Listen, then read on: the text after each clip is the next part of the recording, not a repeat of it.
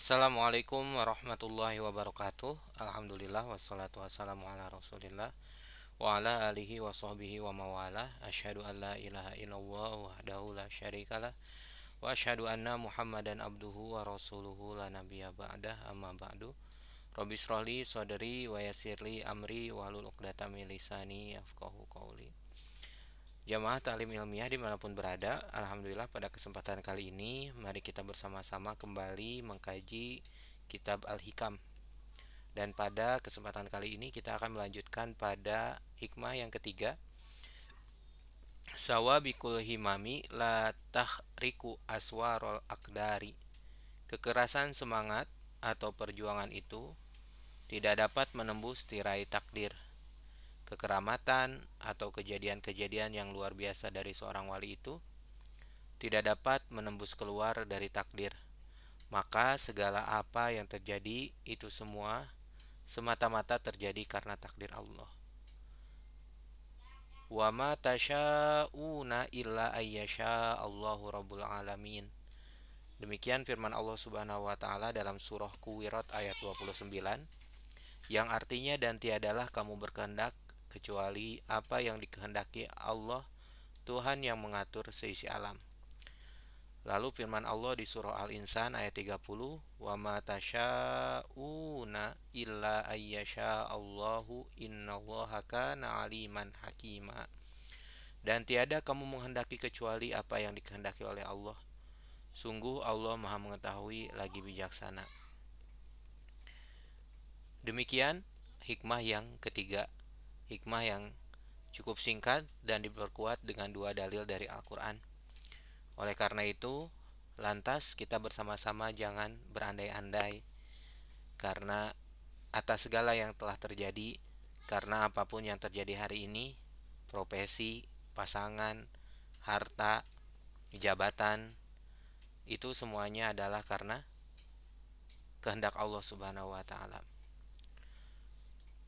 Sudah cukup demikian penjelasannya. Jadi kita lantas jangan terlalu menyalahkan keadaan atau jangan sampai kita menyalahkan Allah karena takdir Allah pun itu semua adalah karena kemahatauannya Allah dan juga karena Allah Maha bijaksana atas segala sesuatu. Jadi kita mesti ridho atas apa yang telah terjadi. Selanjutnya di hikmah yang keempat, Syekh Ibnu Athaillah menjelaskan, arih nafsaka minat tadbir fama qoma bihi ghairuka anka la takum bihi linafsik. Istirahatkanlah dirimu atau istirahatkanlah pikiranmu daripada kerisauan mengatur kebutuhan duniamu. Itu adalah tadbir, kerisauan mengatur kebutuhan dunia. Fama qoma bihi ghairuk, sebab apa yang sudah dijamin atau diselesaikan oleh lainmu, anka la takum bihi linafsik, tidak usah kau sibuk memikirkannya.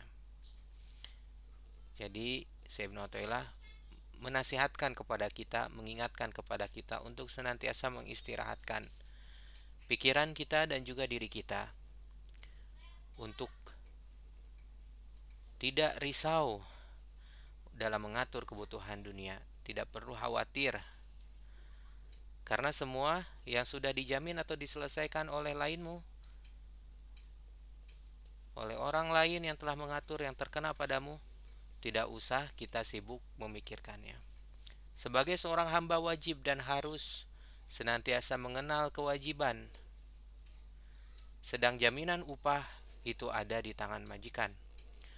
Maka kita tidak usah risau dalam perasaan untuk mengatur, karena khawatir kalau apa yang telah dijaminkan itu tidak ada, atau tiba, atau tidak tiba, atau terlambat.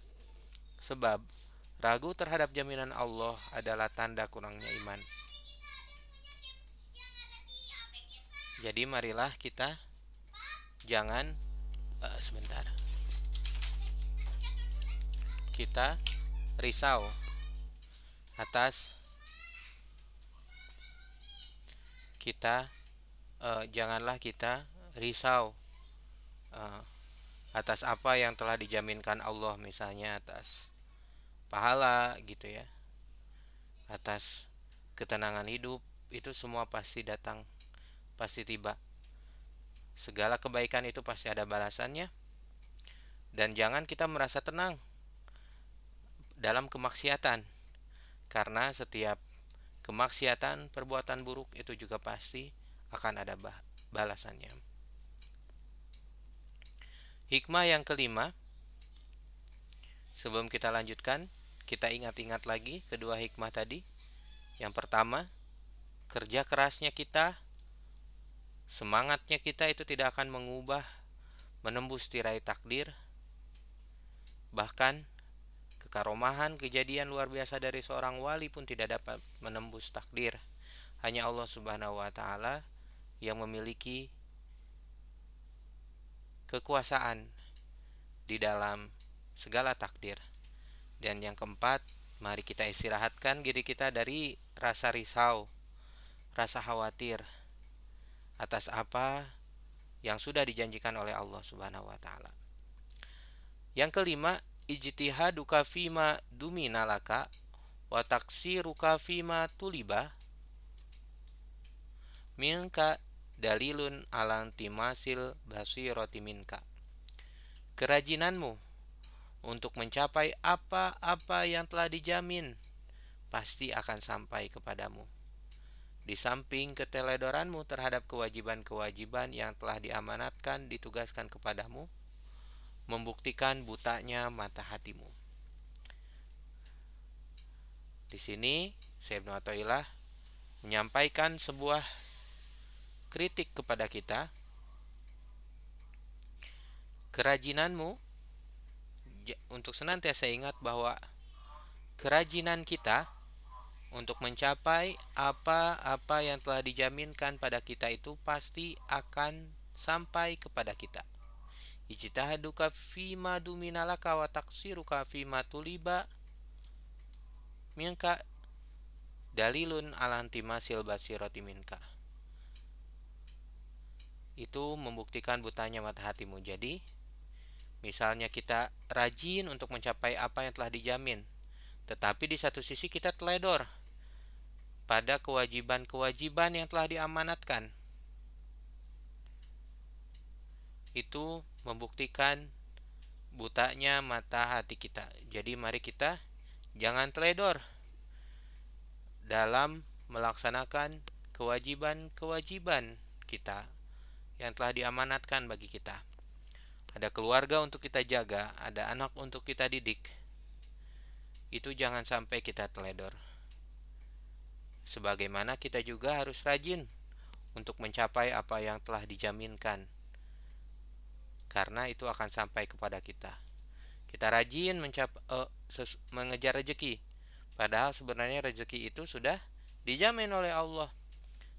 Jangan sampai kita rajin mengejar rezeki itu, malah di satu sisi kita teledor gitu di dalam melaksanakan kewajiban-kewajiban kita. Dalam surah Al-Ankabut ayat ke-60, wa ka'ayyim min dabbatin la tahmilu rizqaha Allahu yarzuquha wa iyyakum wa huwas samiul alim. Allah Subhanahu wa taala berfirman, beberapa banyak binatang yang melata yang tidak sanggup membawa rizkinya, membawa makanan kebutuhannya, akan tetapi Allah telah menjamin rizkinya pun kepadamu, wa iyyakum, seperti itu juga pada dirimu. Jangan merasa kerja kerasnya kita itu akan mendatangkan, mengubah takdir tadi. Dan jangan sampai kita merasa bahwa ikhtiar kitalah yang mendatangkan manfaat bagi kita, kemampuan kitalah yang bisa menyeimbangkan bagi kita, sehingga kita meninggalkan kewajiban. Jangan sampai seperti itu. Karena pada nyatanya Allah telah menjamin rezeki bahkan bagi hewan melata yang tidak sanggup membawa rezekinya. Lalu di dalam surat Thaha ayat 132, wa'mur ahlaka bis-sholati wastabir 'alaiha la nas'aluka rizqan nahnu narzuquka wal 'aqibatu littaqwa. Perintahkan kepada keluargamu supaya sholat dan sabarlah dalam melaksanakan sholat ini. Allah tidak menuntut kamu supaya mencari rizki, akan tetapi Allah yang akan menjamin rizkimu. Dan akibat kemenangan yang terakhir itulah bagi orang yang bertakwa. Kerjakan apa yang menjadi kewajibanmu terhadap Allah, dan Allah juga akan melengkapi bagimu bagian kami. Jadi Allah akan melengkapi apa yang sudah dijanjikan oleh Allah, termasuk di dalam rezeki ini. Di sini ada dua. Satu, yang dijamin Allah, maka janganlah kita suudzon terhadap Allah. Dan kedua, yang dituntut Allah, maka jangan kau abaikan. Jangan sampai kita suudzon, ternyata rezeki itu susah. Dan jangan kau abaikan atas apa-apa yang sudah Allah Subhanahu wa taala tuntut kepadamu. Abdi ati'ni fima amrotuka wala tu'allimni fima yuslihuka. Hambaku, taatilah semua perintahku dan jangan memberitahu kepadaku apa yang baik bagimu, atau jangan mengajari kepadaku apa yang menjadi hajat kebutuhanmu. Demikian perintah Allah Subhanahu wa taala. Ati'ni fima amrotuka, taatilah perintahku, begitu ya. Wala tu'allimni fima yuslihuka. Ini menjadi dalil kenapa kita itu kalau minta kepada Allah tuh nggak usah terlalu detail, karena Allah Subhanahu wa taala juga tahu apa yang menjadi hajat kebutuhan kita. Dalam sebuah hadis ada yang menjelaskan sebagaimana yang kurang lebih artinya demikian. Mengapakah orang-orang mengagungkan orang-orang yang kaya, para pemboros, para penghina ahli-ahli ibadah, dan mengikuti tuntunan Quran hanya yang sesuai dengan hawa nafsu mereka. Sedang yang tidak sesuai dengan hawa nafsunya ditinggalkan, diabaikan. Padahal yang demikian itu berarti mempercayai sebagian kitab Allah dan kafir terhadap sebagian isi kitab Allah. Mereka berusaha untuk mencapai apa-apa yang dapat dicapai tanpa usaha, yaitu bagian yang pasti tiba dan ajal yang tertentu. Ada rezeki yang pasti kebagian dan ada ajal yang pasti tertentu. Dan rezeki yang sudah menjadi bagiannya. Tetapi tidak berusaha untuk mencapai apa yang tidak dapat dicapai kecuali dengan usaha, yaitu pahala yang besar dan amal-amal ibadah dan dagangan yang tidak akan rusak. Terakhir, nasihat dari Ibrahim Al-Khawas, la tatakallaf makufita wala tudoi mastufita. Jangan memaksa diri untuk mencapai apa yang telah dijamin atau dicukupi, dan jangan menyia-nyiakan atau mengabaikan apa yang diamanatkan atau ditugaskan kepadamu. Oleh sebab itu, maka siapa yang berusaha untuk mencapai apa yang sudah dijamin dan mengabaikan apa yang ditugaskan kepadanya, itu ciri orang tersebut buta mata hatinya karena sangat bodohnya. Wallahu a'lam bishawab. Sahabat sekalian, di sini sungguh penjelasan yang agak bertentangan gitu ya. Saya pernah mendengar, ini mungkin salahnya saya begitu ya. Ketika kita mendengarkan sebuah referensi, membaca sebuah referensi, maka kita harus mengklarifikasi apakah itu benar atau hoax. Apakah lalu interpretasi kita, pertama referensinya itu benar atau tidak. Kalau sudah benar, maka interpretasi kita benar atau tidak. Itulah mengapa dibutuhkannya ulama.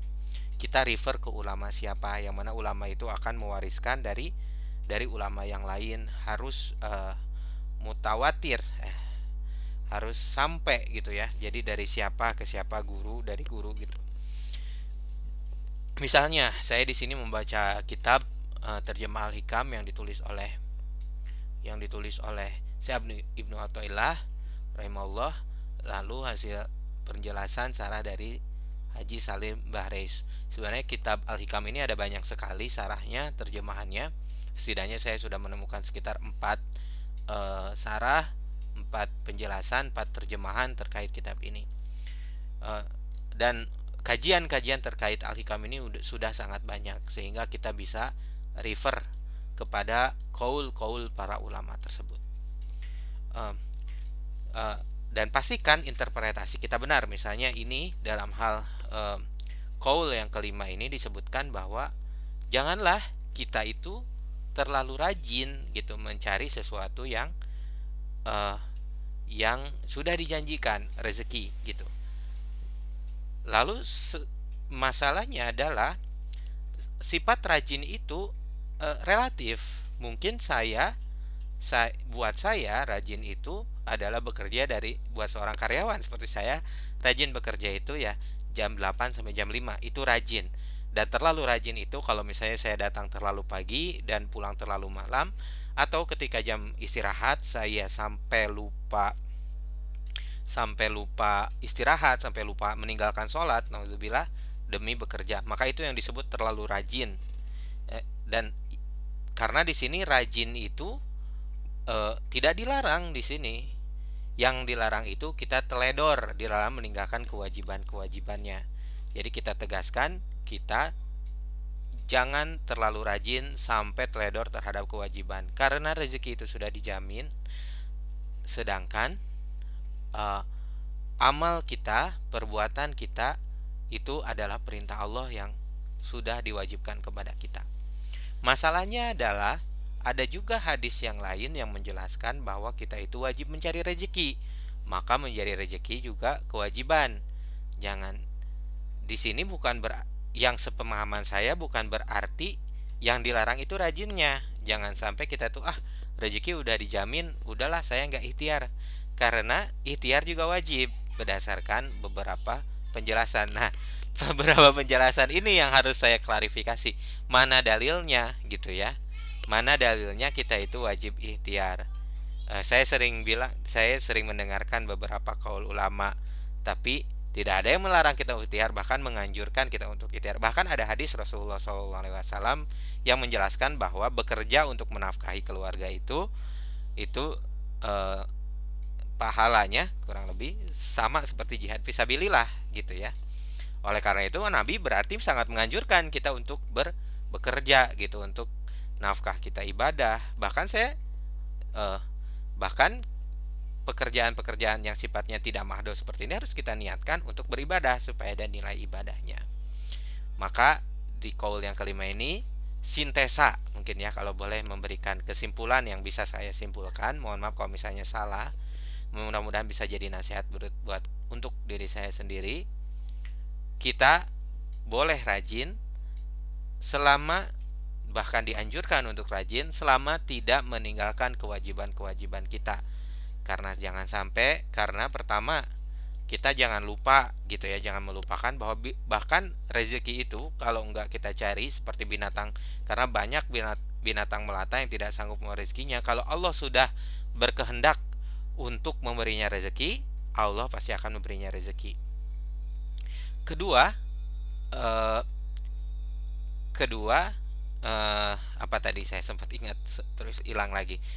Bahkan kalau kita nggak bekerja, kedua, ikhtiar kita itu tidak akan mengubah takdir. Tadi kembali kepada hikmah yang ketiga, jangan sampai kita bergantung gitu ya. Saya kerja ini, kalau misalnya kita kerja ini untuk ini saya mungkin ya. Kalau misalnya pekerjaan itu malah menyusahkan kita untuk salat subuh misalnya, untuk bersedekah gitu, karena malah terlalu sayang sama sama sama harta gitu, karena takut untuk berbagi misalnya. Nah, di sanalah kita harus bisa memutuskan mana yang terbaik. Apakah kita perlu melanjutkan pekerjaan ini sementara kita di satu sisi malah misalnya mau mau sholat susah gitu ya, mau melaksanakan kewajiban susah, mau berzakat susah, maka sebaiknya kita cari pekerjaan lain yang cukup tetapi kita tetap bisa beribadah.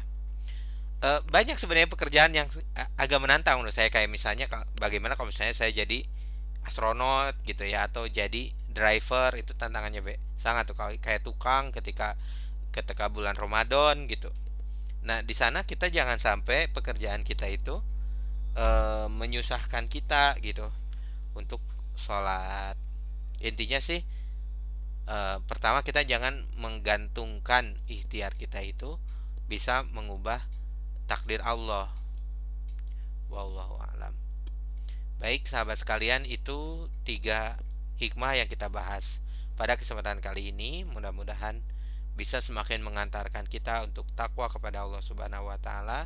Yang pertama, kita mesti ingat yang kita lakukan, ilmu kedokteran bahkan, saya misalnya ilmu keuangan dalam mengatur keuangan supaya tidak miskin misalnya, ilmu hemat gitu. Semua itu ikhtiar kita, seberapa sering kita menulis, mencatat gitu ya, seberapa presisi hitungan kita. Kita ini yang akan membedakan kita dengan para orang-orang yang scientific ahli-ahli yang sekuler gitu. Karena apa yang kita lakukan itu tidak akan mengubah takdir. Tapi meskipun kita menyadari hal itu, bukan berarti kita mengurangi kualitas kita dalam keilmuan gitu. Jangan sampai kita ya udahlah, takdir udah diatur, apa yang saya lakukan tidak akan mengubah takdir, ya udah saya seadanya aja. Nggak gitu. Pengertiannya nggak begitu gitu. Jangan sampai pemahaman kita itu malah mengantarkan kita pada kebodohan seperti itu gitu. Jadinya kita malas buat bekerja gitu. Karena ingat yang tadi, yang pertama, jangan sampai kita pengen tadbir padahal kita masih harus, padahal kita diberikan kekuasaan, tugas untuk senantiasa berikhtiar untuk belajar gitu. Dan yang kedua, bukan tadbir ya, apa tadi nih istilahnya, saya suka lupa nih. Irodatu kata tajrid. Allahu akbar, ada tajrid. Kalau tadbir itu justru ini nih, tadbir itu risau. Risau mengatur kebutuhan dunia gitu ya. Itu tajrid yang tadi. Baik, saya izin menutup. Mudah-mudahan ada benarnya, dan jika ada salahnya mohon maaf. Wa'afu minkum. Wassalamualaikum warahmatullahi wabarakatuh.